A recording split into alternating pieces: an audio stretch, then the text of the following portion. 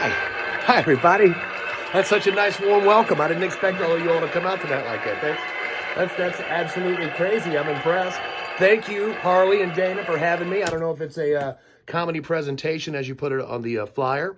I don't know if I'm presenting comedy or if I'm giving you a comedy present. Two different things. That's kind of up to you. Don't forget to donate tonight. That's what this is all about. We're raising money for people in need, and we are all in need at this time. You can hit me up at Scott Clark Global on Facebook.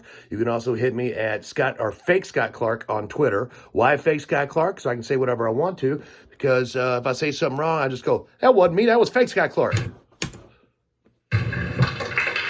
Thank you. Small little golf clap. I appreciate that very much. I'm trying to do my own laugh tracks here as well because that's what I was asked to do.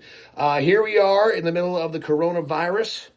I'm telling you now, everybody's talking about how there's going to be a baby boom in 9 months for all the people that are having babies and doing what they're doing now. There's going to be a big, large number of increased births coming in 9 months. The other thing that's going to happen in 9 months is there's going to be a whole lot more divorces. And then the amount of women that are going to be in court for domestic abuse against their husbands, that's going to go way up too.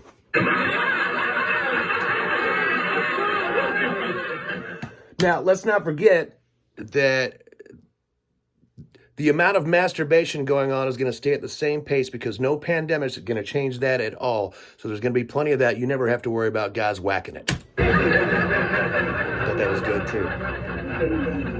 Thank you. I wrote that myself this morning.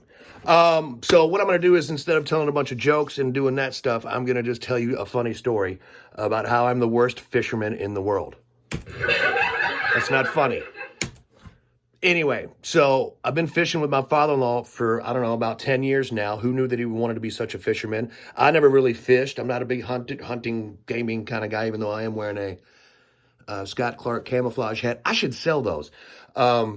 So we go fishing all the time. The man's a master fisherman. He fishes, he catches fish every time we go. I, however, in the 10 years that we've been, let's say 8 years that we've been fishing, I've caught one fish. One fish. We go out the first year, he catches 5 or 6 fishes. You know what I catch? I catch a fishing basket. You know the basket you put the fish in? That's what I catch out of the water. That's my luck. Thank you. I like that too. So then the second year we go fishing, he catches fish all the time. I cast out, I pick up like, oh my God, I finally got a fish. Look at this, I finally got a fish. And it's an anchor from an old boat. Now, think about it. I guess I did reel in about 10, 15 bucks, but that's not really what I was expecting when I went fishing. Third year I go fishing. We go out. He's catching fish all day long. I'm catching nothing. I'm basically practicing casting, if you will. He's caught a bass probably this big. He caught a crappie that's this big. And then what do I catch this time? Oh, I got another fish. I'm reeling it in. I can feel it. It's a remote control boat that somebody lost. These are all true stories. So on the 6th year we go fishing, I go out. I'm reeling it in. I'm reeling it in. He's catching fish all day. I got the big one, buddy. I got the biggest fish you can possibly get. Now, keep in mind before I finish that part of the story, I've been buying fishing license for 8 years, and I've caught one fish. I think I might start risking it. So anyway, that last year we go out fishing. He's catching fish all day. I reel in. I got a big one. I got a treble hook on there. I've got all kinds of stuff going on. I think I got a big one. It actually pulls the boat over. As I'm reeling it in, I'm like, oh, I got a big one, Tom. Look at this. All right. And I got the electrical wire that goes to the dam. So I damn near electrocuted myself and everyone that was on that same lake. Damn sound effects. Pretty good. I thought so too. So I'll tell you the end of the story, which makes it kind of good in the end. I have a friend of mine that I work with, and he's a really good fisherman. The first time I meet him, we're going around town, sampling some drinks and stuff. And I see his truck, and I'm like, "Are you a fisherman?" He's got Bass Pro, Bass this, Bass Master, all kinds of master bassing, if that's a word, on the back of his truck. And he's like, "Oh, you're into fishing?" And I'm like, well, I told him the story that I just told you.